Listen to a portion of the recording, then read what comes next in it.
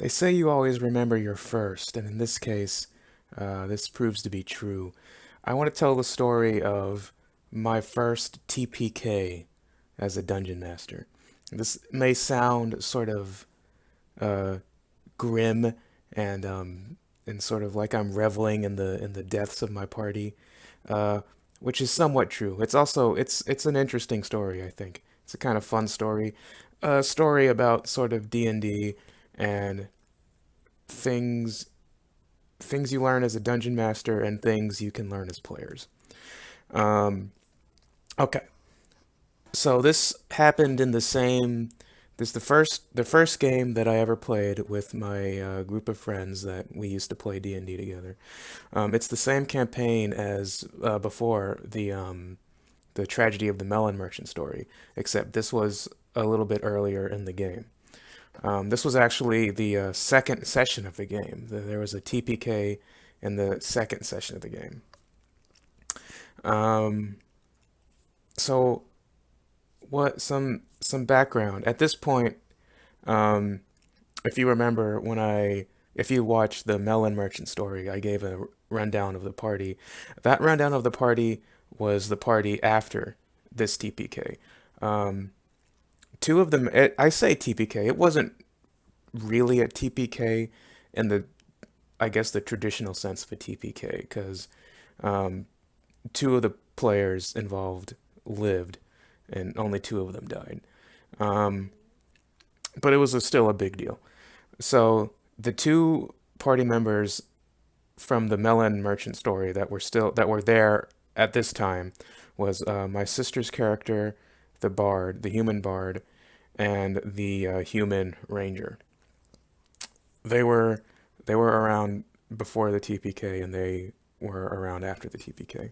The two characters that didn't make it through, who the players had to roll new characters, there was a human sorcerer and a uh, elven rogue. Um, so the party was a human bard, a human ranger, a human sorcerer, and an elven rogue.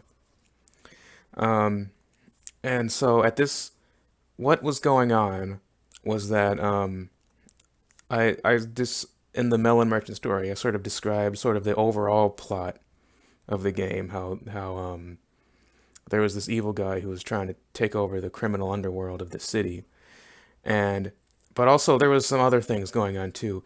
One of the things going on was a like that plot was sort of based on one of the characters' backstories, and I had sort of reinterpreted it and sort of built up this plot for them to go through.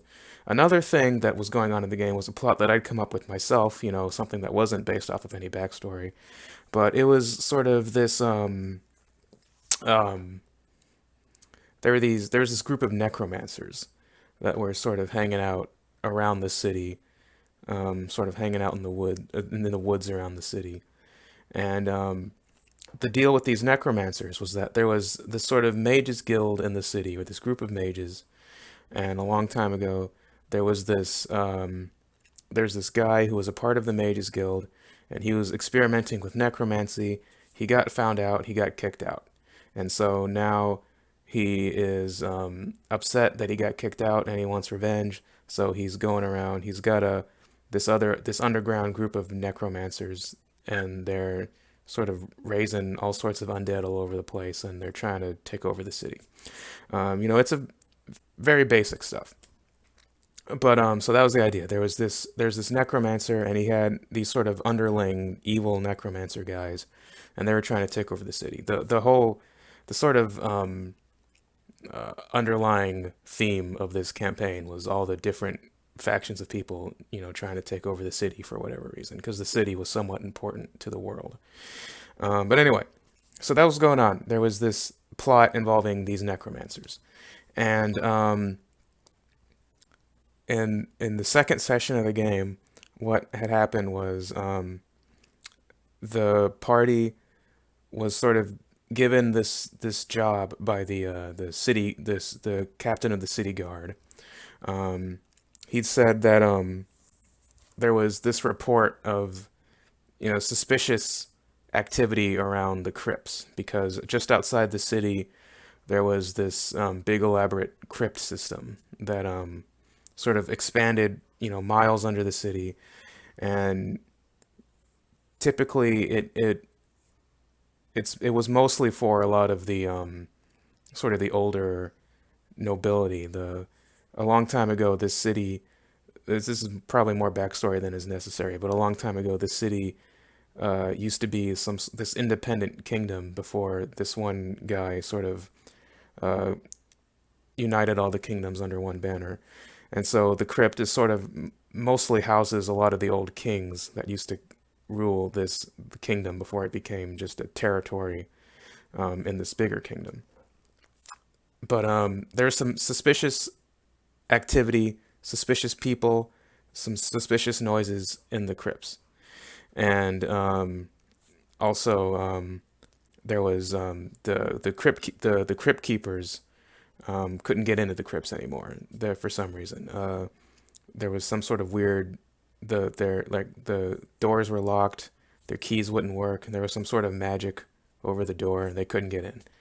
And so the captain of the city guard, because the party was sort of tasked by the lord of the city to sort of investigate all the strange happenings in the city, go investigate this crypt. So they go to the crypt. There's some sort of weird magic lock on the door, but the human sorcerer makes a roll. He figures out what it is and he can dispel it. It's fine. So they go in, and so they're going. The this wasn't necessarily this was sort of a brief foray into dungeoneering, right? This was my brief foray into dungeoneering, sort of one of my initial attempts at doing so. Um, it wasn't necessarily a long dungeon. There was this flavor about, the crypts going on for miles underground, but what I had sort of planned out for the party to explore wasn't actually that big. It was just a few rooms, a few hallways, um, but that was what it was. So they're going in, they're going through, they found all these tombs, they found all this magic stuff in there. They're picking up all these like these old kings have been buried with their magic weapons, and they're picking up like ooh, and they're like taking it, just typical D&D stuff. And the problem arrives um, as they're going down a hallway. Now, what I had planned to happen, I had planned for two encounters in this crypt dungeon place. There was sort of the initial area. There was this initial hallway where there was a bunch of these little random crypts around. None of these crypts had any enemies in them. They were just sort of filled with treasure and magic stuff. Um, and then, but at the end of the hallway, it opened to a bigger room where there was more people buried. These were sort of like, higher ranking like soldiers and stuff. They were all buried together. And when they got into that room, um, because the story behind this dungeon was that the group of necromancers, led by this one evil necromancer guy, had went into the crypts. They, changed the lock. They put magical seals over the doors, and they were trying to raise all the people in there so they could have this sort of army to attack the city. And so the idea was that they had succeeded in raising the all the like the soldier captains that were buried there, and they were going to be raised up as zombies, or not zombies, skeletons. I mean, that's an important distinction. They were going to be raised up as skeletons because before, in the first session, they'd already done a thing where they fought zombies, and so this time they were going to fight skeletons. Um, so they're going to be raised as skeletons, and then that room they were going to fight a group of skeletons, and then the next room there was going to be another room where they were going to fight more skeletons, and then they were going to fight a wraith. And at this point, they were, I think at this point, they were still level 1, but they were they were close to level 2. Um, I'm, I'm, I'm fairly certain they were still level 1 by the time they, entered the crypt. Um, so that was what was, so that was the plan. And at the end of this hallway leading to the first room with all the skeletons, I had included a trap. Just one trap I had included. Um, it was a burning hands trap. Or, yeah, burning hands trap. And I have it in my notes here, what it does. Um, I've actually got my notes up so I can kind of, since this was a planned thing, I can see what I was doing. And the burning hands trap, it was according to the book, it was a challenge rating 2 trap. But it wasn't really that, sort of, at least when I was looking at it, it didn't seem that extreme, right? Um, what it was is it was sort of this magical thing that was hidden in this one square in front of the door. And if you stepped on it, it would spray out basically the level 1 burning hand spell, spray out in a 15-foot cone, and you had to make a reflex saving throw. The saving throw was only 11, and if you made the save, you took half damage, and if you didn't make the save, you took full damage, and it was just a D4 of damage. That was all it was. I was like, oh, a D4, that's fine. And there was DCs to search and disable it. But the DCs weren't they weren't that extreme. Um, so, the party had a rogue. They're in a dungeon. So it's like he could go off and check for traps. He can do his search. He'll probably find it, and if he finds it, he can either disable it, or if he, doesn't make a save, they can figure out a way around it. That was my thought. Um, the problem arises when the rogue doesn't check for traps. Now, this this sort of can I can sort of explain this by saying that this was, the this we had all of us had never played before, right? This was our first game. It wasn't our first, well, it was our second session, but our first overall game. And so I could potentially say that maybe the player playing the rogue sort of didn't know that he should be searching for traps in a dungeon, or but then that also doesn't really, that theory doesn't hold water, because technically he was in front of the party in their marching order. You might say that if, he didn't know that he was supposed to go off and search for traps, what would the marching order be? They would probably have, the guy who had the most hit points in the front and who was the best at fighting. And in this case, that was the ranger. He was the only sort of combat class they had. And this was played in 3.5 D&D. And so in third edition D&D, rangers didn't even have D10 hit dice. They had D8 hit dice. So rangers in third edition D&D weren't actually very good at combat. They could do it, but they couldn't, last for very long, which is important. Um, so you might expect, but he was the best that the party had as it related to combat. So you might expect, well, maybe he'd be in front. But no, the rogue was in front. So like he knew he was supposed to be in front. He just didn't search for traps. So he gets to the door. No, what it he, now what it was this. There's the door, and he goes in front because he wants to see if the door is locked to pick the lock, right? So he goes to try to pick the lock, but in doing so, he steps on the trap because he didn't search for traps. So I say, okay. So you step on the space in front of the door, and this strange glowing rune shines in your face, and fire bursts out, right? 15-foot cone. Here's the thing. It was a sort of narrow hallway. The hallway was only about 15 feet wide, 3 squares wide.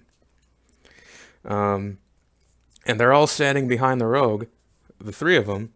So they all pretty much are in the cone of fire. And so they're like, okay, everyone make your reflex save. So everyone needs to make a reflex save. The reflex save, which is only 11, but everyone doesn't make it except for the ranger, I think. He makes it. And so three of them fail their save, one of them succeeds. So I roll damage, and it's only a d4 damage, but I end up rolling max. I roll 4. Now, 4 damage, like a d4 damage doesn't, it's not a lot of damage, right? Except when you roll 4 damage and you are dealing with a party that's still level 1. They were almost level 2, but at this point they were still level 1. So the and also when you take into account everyone's class. So the ranger took half damage. He took 2. So he had a d8 he had a d8 hit die, so he had 8 hit points plus whatever his constitution was. He's fine. He's probably okay. Um, then you have the uh, the bard, who I believe I prepared. I got out my third edition player's handbook so I can look at this stuff. Um, I believe that bards had d6 hit dice in third edition.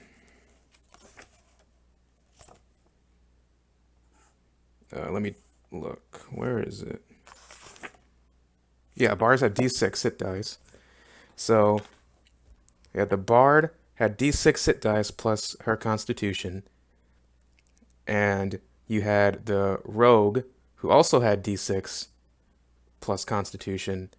And then you had the sorcerer, who in third edition, sorcerers had d4 hit dice plus constitution.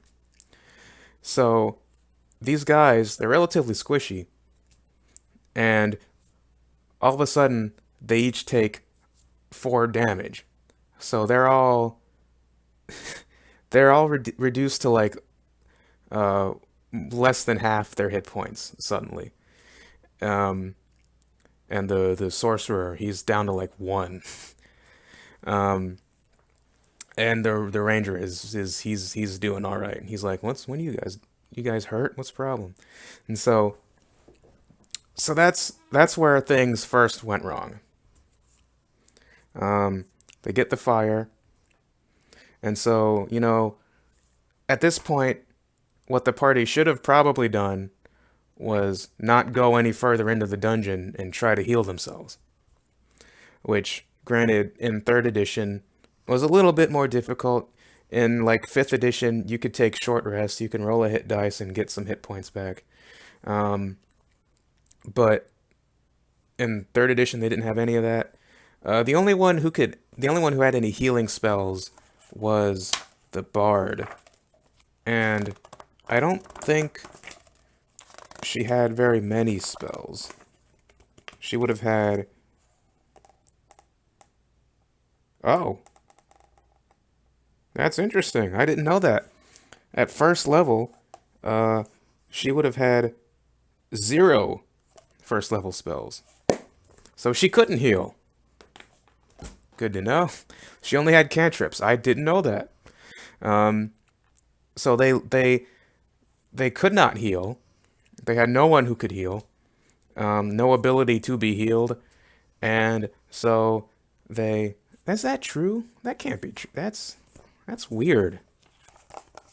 Really? That's what it. Yeah. No first level spells at level 1.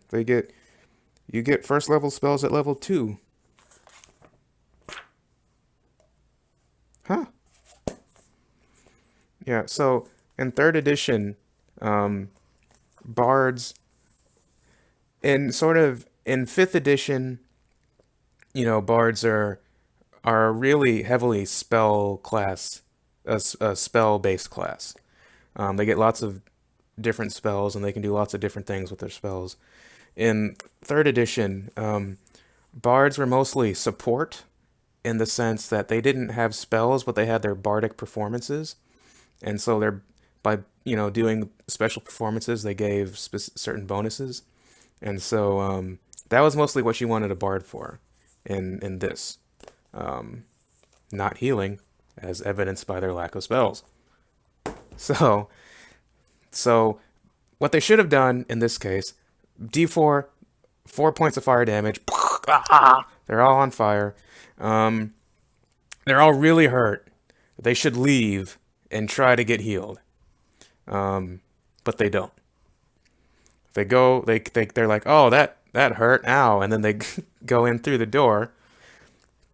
And then they go in through the door. And then I'm like, okay, so you go in through the door, and then all of a sudden it's like the Thriller night, and then all the skeletons rise from the coffins and run at you. Now, I also I've got the monster manual here. This is fun. Just because I wanted to just take a really quick look at the skeletons. Because there were only a few of them. There were like 4 or 5 skeletons. And they were just normals. They were just regular normal skeletons. Human warrior skeleton. They had 6 hit points. Armor class of 15. And yeah. Their attack was +1. And challenge rating 1/3. So, they're just 6 hit points, not a lot of armor, not a real heavy attack power. But what the skeletons had was they had where is it? Here it is. And their special qualities, they have damage reduction 5 bludgeoning, it says. Now, this is something that later editions of D&D sort of do away with. But it's here in 3rd edition, and it's also in 1st edition Pathfinder, because 1st edition Pathfinder is basically 3rd edition D&D with some minor changes. But damage reduction 5 bludgeoning, what that meant was if you hit a skeleton with anything other than a bludgeoning weapon, a non-magical bludgeoning weapon, they took you rolled your damage, and then you subtracted 5 from that damage, and that was what the skeletons took.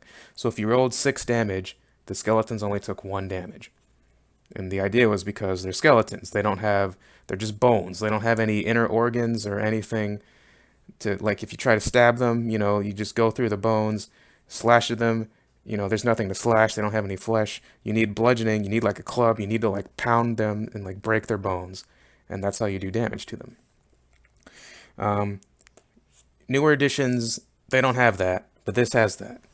So we look at the party. We look at what they had. You had the ranger. The ranger had a sword. You look at the bard. The bard had a sword. The rogue had a dagger or a rapier or something like that. Probably just a dagger, really. And the sorcerer, he had his staff. That was the only bludgeoning he had. The sorcerer, who I remind you has 1 hit point. So the fight starts. The sorcerer tries to go and hit a skeleton with his staff. Well, no, he's got spells. So what this sorcerer, what the player was trying to do, he was trying to make a summoner, right? He wanted to be a summoner. But if you know anything about 3rd edition,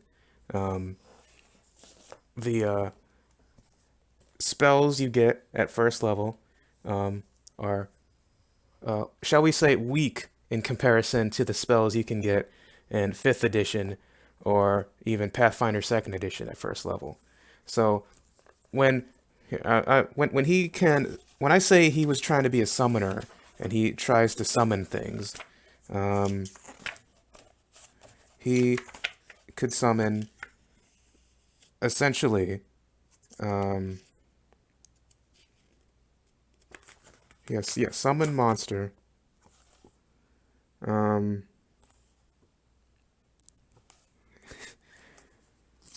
Basically, what is it? Summon monster. Yeah. Um, first level spell list. He could summon one of the following. He could summon a celestial dog, a celestial owl, a celestial giant fire beetle, a celestial porpoise, a celestial badger, celestial monkey, celestial dire rat, a fiendish raven, a small monstrous scorpion. You see where I'm going with this? So he summons basically little tiny creatures that have like 2 HP, but he tried that. He summoned it, squashed, stick. Tries to hit with the stick. He has 1 hit point. Skeletons clobber him. He's down. The rest of the party, so he goes down. The ranger, who was the only real sort of fighter class that they had, and in this edition, they're not very good at being a fighter class. They're more built around the exploration and tracking stuff. He runs into the room and tries to tries to hold off the skeletons by himself. He gets taken down because he goes off by himself away from the rest of the party. He cowboys off, and so the skeletons group around him and clobber him and kill him. Well, no, they don't kill him. They knock him out. He doesn't get killed. He gets knocked out. He gets knocked unconscious. And the rogue and the bard are trying to save the sorcerer. The rogue ends up getting knocked down, and the bard ends up getting knocked down because they can't really do damage to the skeletons, and they are at like less than half hit points. And so now I wanted to look up sort of the rules for dying because they were somewhat important here, and I actually looked at them a little bit earlier, but I want to just sort of look at it again just so I can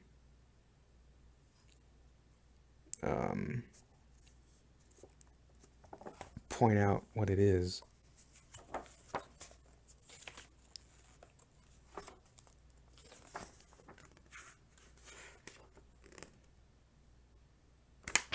Yeah, okay. Injury and death. So again, modern, like 5th edition has it where you make death save when you go less than 0, you make death saving throws, right? You roll your d20, and if it's above a 10, you succeed, and if it's below a 10, you fail. And if you get 3 successes, you stabilize, and if you get 3 failures, you die. I don't remember what Pathfinder 2nd edition does. You have to forgive me. But it's something similar. 3rd edition didn't do that. What 3rd edition does is when you get below 0, you are unconscious, right? And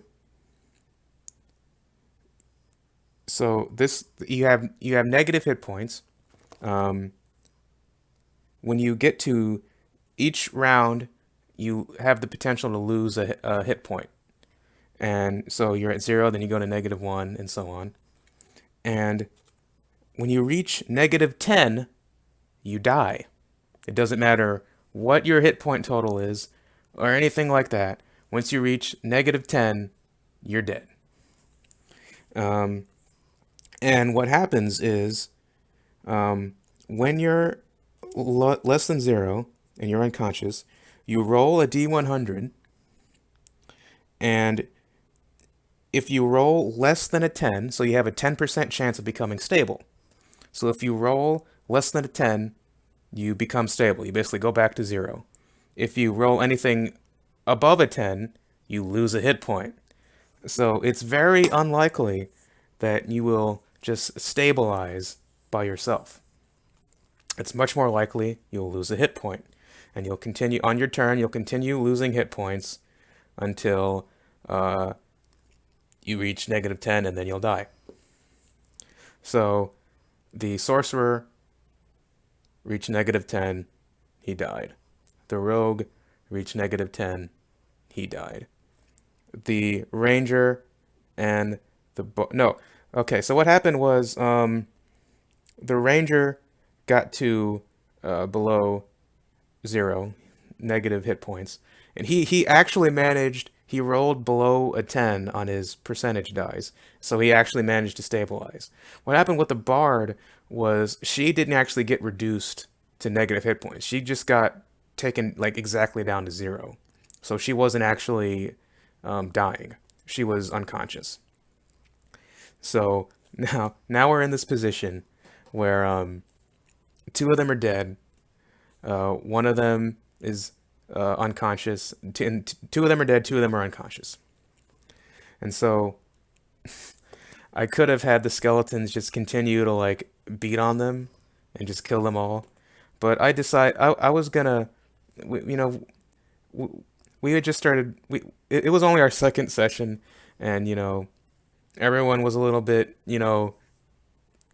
uh, hectic about the whole situation. Two of them were already dead. And so I was just like, okay, yeah, the skeletons, they're undead. They don't really care. They see you're all unconscious, so they just kind of walk back to their, coffins and just lay back down. Um, and so now the two of them, the ranger and the bard, are just kind of laying there unconscious. What happens is I have like 8 hours pass, basically. Like there was a sleep, and the bard like regains a hit point, and and she like runs out of the crypt, and she takes the ranger, because I think what it was because the ranger was actually dying like at negative hit points. I didn't have him recover a hit point, so but the bard, she was just at 0, so I had her recover a hit point. So she uh like grabbed the ranger and ran out, and yeah. So that was so, and then what happened was everyone else had to roll new character. The other two had to roll new characters. So that was where the two dwarves came in from the melon merchant, from the melon merchant story, the dwarven cleric and the dwarven paladin. Um, and the player who rolled a cleric for the intent purpose of going in there with turn undead, going back into the crypt with turn undead, going into the room of skeletons and using turn undead and like killing them all, which he did. The next session he came back with his cleric character, went back into the dungeon, turned undead, and all the skeletons just exploded. So, and and in the end, uh, so that was the story of my first TPK. Um, I think it was, and really, I think it was, if not the only TPK I've ever had, it was one of the only TPKs I've ever had. I haven't, for all my talk about, running difficult encounters, I actually haven't had that many TPKs. I've had, a couple characters die. Pretty much every game that I've run, I've had at least one character die at some point. But I've never really had a full-on TPK, just that one time. Um, but in the end, it actually turned out to be a good thing. Um, for me, it taught me sort of, um, well, see, it wasn't really my fault, right? But because everything was set up. They could have defeated the encounter. They could have searched for traps and found the trap and disabled it. Um, but it sort of taught me that the players sometimes aren't going to do the things that's best for them, and sometimes as the dungeon master, you have to urge them to do the things that maybe they may not want to do. Um, and it was good for the party because the party they originally had was not a very good party, all things considered. They had a ranger who in third edition only had D8 hit points. He wasn't very good at fighting. And then there was a sorcerer, and then there was a rogue and a bard. So they weren't really that great. You know what I mean? They were all sort of just based on support. And so, because that happened, they all died. They came back with a cleric who had a lot of good, who in third edition, clerics are awesome. They got lots of cool spells. They can deal out some serious punishment. And they had a paladin who was really good at fighting. And so, because of that, they ended up having an overall better party composition. Um, so, and then ever since then, they've always tried to, whenever um, we played a new game and they had to come up with, who was going to play what, they tried to work out amongst themselves sort of to make sure they had certain roles covered, which I would always recommend people do is try to make sure at least you cover the roles of a good fighter. It doesn't even have to be the fighter class, just a class that can fight, just a fighting class and a healing class. As long as you've got those, all the other yahoos can do whatever they want. But you need at least a good fighting class and a good healing class. And they ended up getting those, and yeah, they were fine for the rest of the campaign. And this story sort of it it puts them in a sort of it paints them in a silly light almost because they didn't, search for traps, and they went in when they were really hurt, and they ended up, all getting unconscious, going unconscious in a fight with a few skeletons that really wasn't that difficult if they had just, had if they had gone in when they were stronger and actually had bludgeoning weapons that could have hurt the skeletons. So it kind of paints them in a somewhat unflattering light, which I apologize for. And to make up for it, the next story I'm going to tell is a story which is just the opposite from the same campaign, where I had set them on I had put them into a situation which I envisioned to be a no-win situation, and how they completely just through uh, their sort of good thinking and intuition and playing the game, they ended up through battling through a series of stupendous odds against them and knocked me on my ass as the dungeon master. So that story is going to come up next. This was the story of my first TPK. Hope you enjoyed it.